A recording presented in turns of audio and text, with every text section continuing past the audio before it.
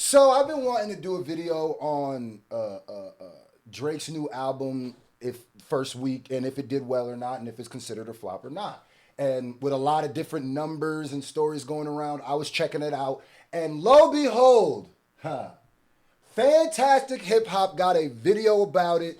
I didn't react to Drake's whole album, but this is still very interesting to me, and I want to see what's going on here. And the album is, I mean, the title is called Why Drake is Crashing Out Because His Album Flopped. But did it flop? Let's Now, while Drake, shout out to OVO, and all of Fantastic their Hip Hop. fans may have thought they were so up when SSS for You dropped, what has now become clear is that as the streaming The numbers thing about it is, this is, I wanted to know, like, because Drake's first week numbers after all of this stuff when he dropped was going to always be a super important part of this, whether it fits that narrative of people saying Drake is done for, or people like Drake can't be done for. I fall somewhere in the middle of that because I think what Drake has already built is gonna at least sustain him. And even if he fell from the top to somewhere in the middle, it's still higher than most people. So that's what I was saying. It's, if you compare it to Kendrick, it's not looking as great. But are let's coming see in what for he's. this record, and we are seeing how this thing is performing. That despite How did people it perform? initially How did the lining up to people- hear the return of Drake when this came out, a lot of those people listened just to see how bad this record would be, as they have not. God damn, Fantastic Hip Hop hate him some Drake, boy. Put in the comment section if you listened to the Sexy Songs for You, and if you liked it, or how you felt about it, and what you feel about Drake's position with the numbers he Stuck did. around for repeat listens, because when it comes to how Drake's SSS for You album is performing, it is way below what anyone would have projected, and because of this, Drake, Party Next Door, and Not everyone Ice. around them is Shout spiraling out to because they JDP. never thought they would see a day where their music is doing so bad. And now, before we go any further into this, be sure to leave a like and subscribe. And just as I said in my last video, the Drake fans are still very mad at me because they don't want you to hear the truth I'm about to tell. So please Now be speak sure your to truth. subscribe to the channel and leave a like. It helps me out a ton and it is more needed than ever. And Now, I know Fantastic Hip Hop, like, not only, like, there's plenty of people have issues, but this nigga, he hates Drake. Like, this, boy, he hate him some Drake, boy. So, I'm gonna consume it and break it down through, like, less of I hate this nigga. so now type when it thing. comes to Drake and SSS for You, beyond hip-hop or anyone else's opinion for that matter, when it comes to the fall-off that we have seen in Drake's career and the shift that we have all been talking about that has been going on in hip-hop ever since Kendrick Lamar won the beef, there is no debating what's Energy actually shifted. happening anymore because we now have numbers to truly see how this album from Drake is doing. And when it comes to those, they are genuinely just terrible because compared to every single Drake album since the last decade, this project didn't just have the worst first day streams by far with only a little over 56 million. But compared to the last Drake album, For All the Dogs, which had 108 million opening day streams, that's almost a 50% decrease in the amount of people who listen to this new album. And I mean, no matter what you try to say about this, there's no way around the facts. This is just terrible. And what is so funny is that after Drake tried to use these same number games on his diss tracks to dismiss Kendrick from being on his level, and overall from trying to prevent himself from ever being rivaled by anyone, he has now lost this game so much because not just right now is Kendrick Lamar's music, which has been out for months, still outperforming all of the new songs from this Drake album, because when you look at Not Like Us and Luther, they are still comfortably doing better than this entire new album from Drake, and even... Alright, he said a lot there. And this is why I feel like people are paying so close attention to the numbers. I think it was because in the battle, Drake used the numbers strategy as like the reason why he was the end all be all. Like, you, numbers wise, I'm out of here. You're not creeping up. And I think since he put that as such a thing, now it looks crazy because Kendrick is outnumbering him. And this actually goes to what people have been saying for a while, because there's a lot of places that posted up like, no, Drake is still the highest stream, which he is, but the thing is, of the songs that Drake has dropped since, let's say, since the Heart Part 6, right? Since he's dropped stuff like that, I feel like those songs, not anything before it, that batch, which is his newest stuff, I don't think it's landing, sticking, or impacting the culture the way it used to. That is just a fact. That is just a fact. The number, when you see that it had the lowest streams of like any album he's had in this decade, that you can't then say that it's sticking, right? And I think what this showed and why the numbers Kendrick isn't playing the numbers game, but I think TDE is more doing all the things that they need to do to prop Kendrick, Doechii, SZA in front of everybody as a good label should. And when before I felt like they were less about that and more about just put stuff out, it'll connect organically, da da da. And so they're playing the same game Drake plays. And if you just look at the last 7 months of what they've put out as a sample size, it is leaning towards at least, you don't have to think Drake has fallen off. You don't have to think Drake will never be able to be on top again. But one thing you cannot believe is Drake and Kendrick are that far separated in numbers and accolades. You just can't, because you got to remember, one person's discography is half the size of the other person's discography. You understand? So then I feel like you could extrapolate, if Kendrick was moved like he did this year, every year of his career, what can you say about the numbers then? Maybe they'd be way closer or maybe above. They're two different types of artists. So, and then there's also people who told me like, oh, no, I didn't do good because it's Party Next Door is on it. It's a collab album. And I never understood that because I can't remember who said it. It's like, what, so does Party Next Door have negative listeners? I think it was Justin Hunt, the company man.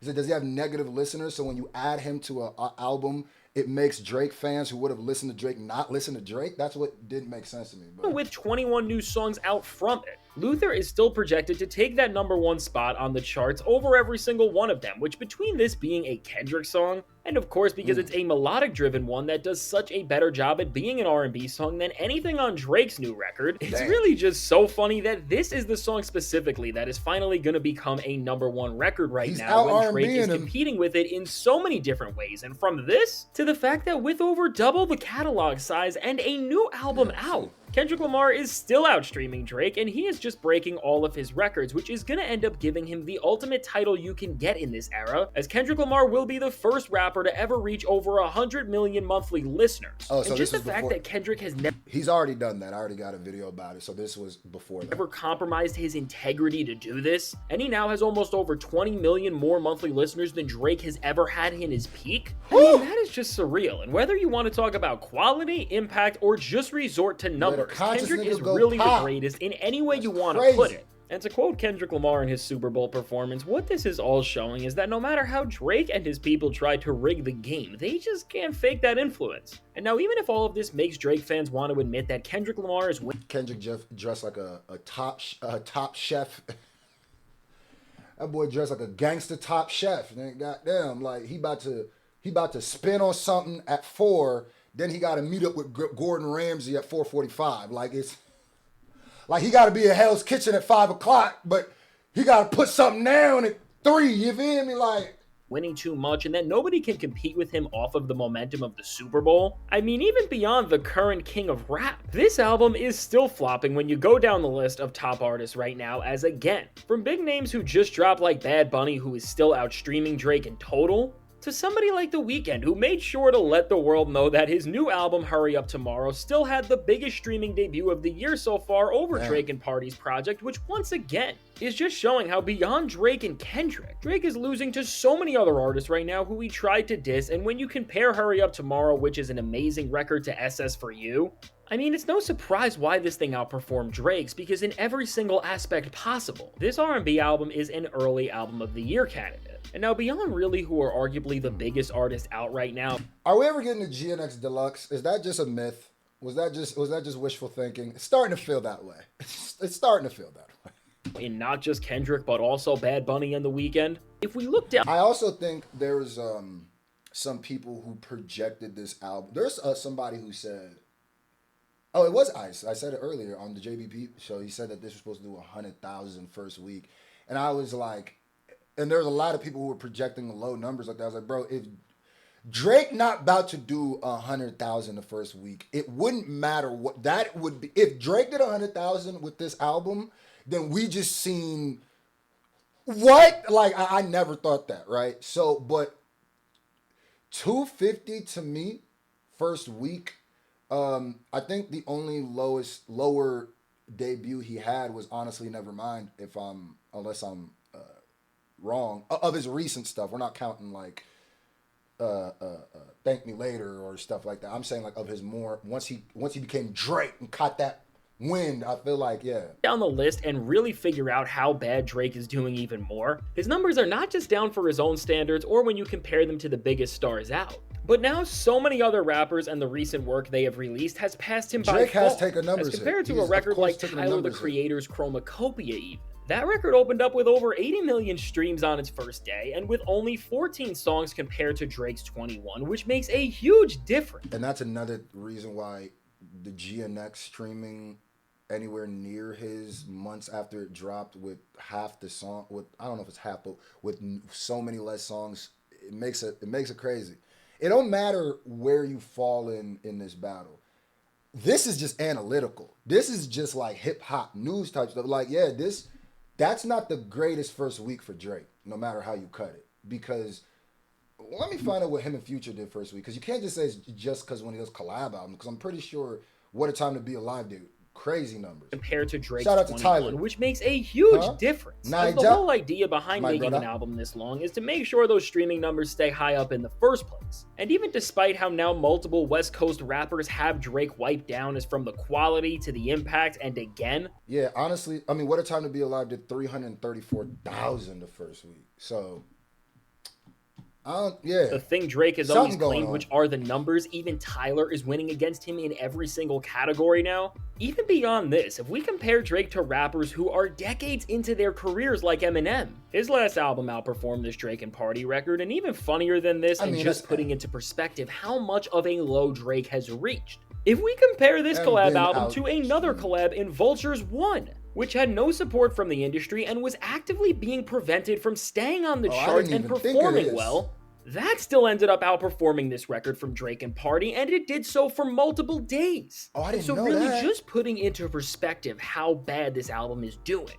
As the second day streams for this record were even worse as they decreased and were now in the 30 millions, it is showing just how bad all of this is going, especially when you consider that a record like GNX actually increased in streams on day 2 and got over 74 million. And so overall, what we can see clearly is that Drake is no longer competing with the top rappers and artists in general. And even compared to legacy acts, no matter where they stand in the industry, he is not even outperforming them. To say Drake isn't competing with the bigger rappers just is not true. That's just hate. Come on, gang. Like, he's even if he's competing means someone has to win, someone has to lose. So even if he loses, you can't then say he can't compete with them people. Nah, he can compete. He's just gonna lose because you can't act like everybody's doing 250, gang. Like, you can't do that. Like, you know what I mean? Like, so I don't think that, bro. So overall, when you actually find albums that Drake's can stand next to in terms of their performance, what is this? He is now off the A-list or any top list that you can put together of the biggest acts in music. Because when you consider numbers-wise, this album might not have numbers-wise competed with the biggest people that dropped this or last year. But come on, bro. Like, we still got to... that the album Drake already can do a solo album and do crazy. You know what I mean? I definitely think he needs to put some time between this and a solo drop, bro. Because no matter how you flip it, this isn't...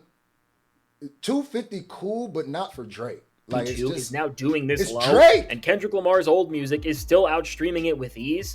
Because really, GNX currently, which is so deep into its release, is still doing more than this. All in all, in a music industry where when something is new, everybody talks about it and tunes in because they are interested, what we are seeing from this is that Drake is really at a point where there is just no interest in actually listening to what he has put out, maybe beyond a quick first run through. And I mean, even compared to other albums that we have talked about that have came and went, when it comes to SSS for You, this album is just bad and really in this era in the worst way possible, because aside from one song where Drake raps, the performances are just so devoid of anything that they are not even worthy of being talked about because they are so forgettable. And I mean, when it comes this to Drake nigga fantastic hip hop boy.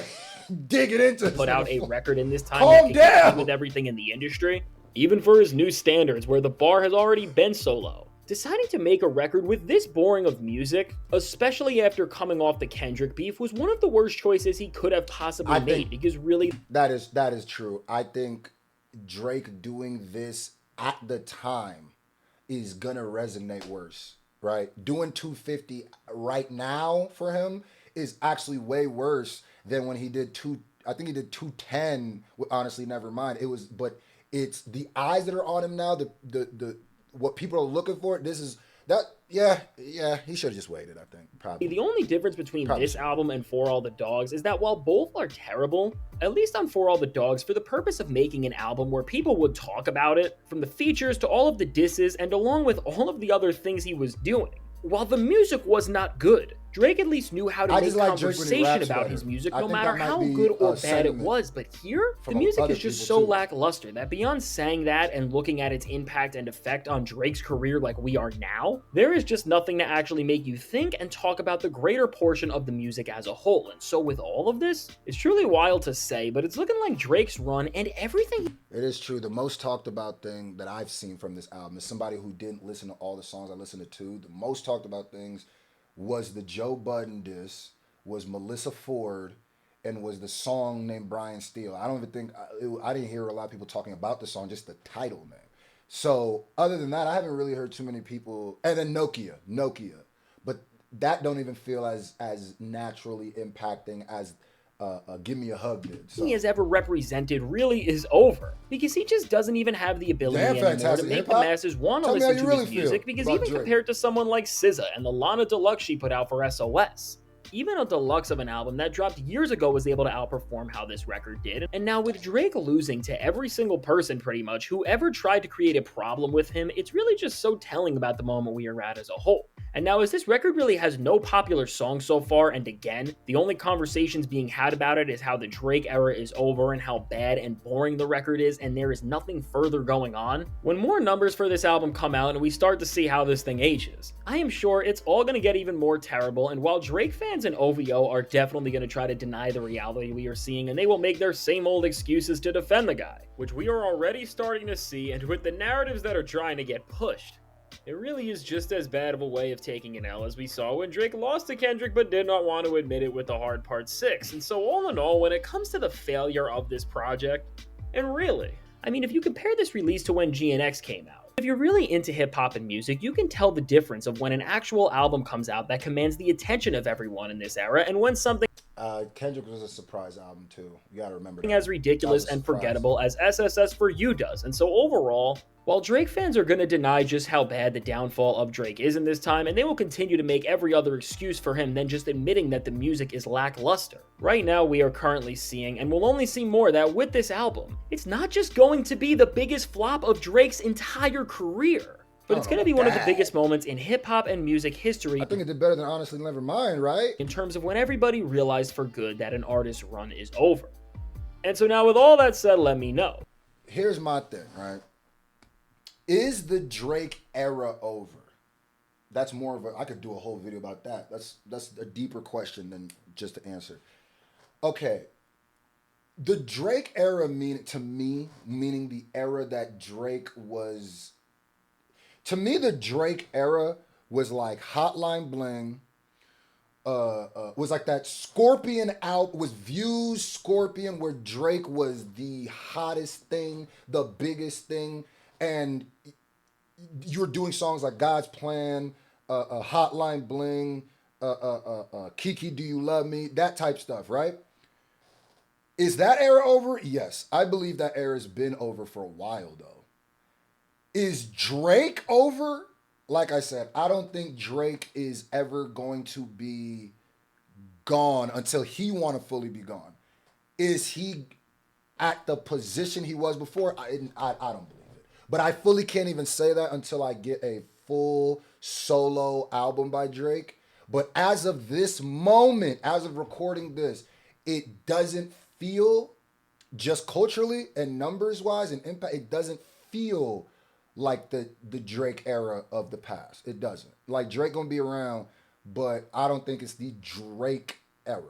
But we'll see when he drops a album, and even if his album does well, I just think Drake needs more time to separate from this, and I think the lawsuits really hurt him. The defamation one really hurt him more than it will hurt anybody who he's actually trying to sue. Terrible this all really is.